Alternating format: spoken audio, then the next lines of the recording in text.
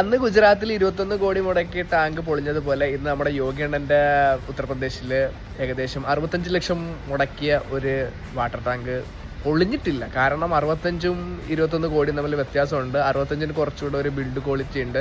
അതുകൊണ്ട് പൊളിയേണ്ട ആവശ്യം വന്നില്ല. അത് കുറച്ച് വിള്ളലുകളും വന്ന് ഉദ്ഘാടനത്തിന് 2 ദിവസം മുന്നേ ചെക്ക് ചെയ്തതാ. കുറച്ച് വെള്ളമൊക്കെ നിറച്ചത് നോക്കിയപ്പോഴേ ലീക്കും കാര്യങ്ങളൊക്കെ ആയി. അതുകൊണ്ട് അതും 65 ലക്ഷവും ഏകദേശം നമ്മുടെ ടാക്സും കാര്യങ്ങളൊക്കെ വെച്ച് വാങ്ങിച്ച പൈസയ്ക്ക് ഉണ്ടാക്കിയ ടാങ്ക് അല്ലേ.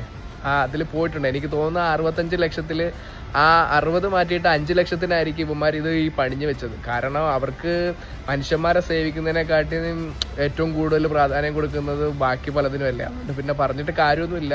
ഇങ്ങനെയൊക്കെ നോക്കിയാൽ ഇപ്പം ഏകദേശം 5 ലക്ഷത്തിന് പണിഞ്ഞ ഒരു ടാങ്കിൽ ഒരു നല്ല കുറേയൊക്കെ വെള്ളം ഈ ഡെപ്ത് അല്ലെങ്കിൽ ഇത് നിറയ്ക്കുന്നതിനൊരു പരിധി ഉണ്ടാവും. പരിധിക്ക് മുകളിലോട്ട് പോയപ്പം ആ ടാങ്ക് പൊളിഞ്ഞ്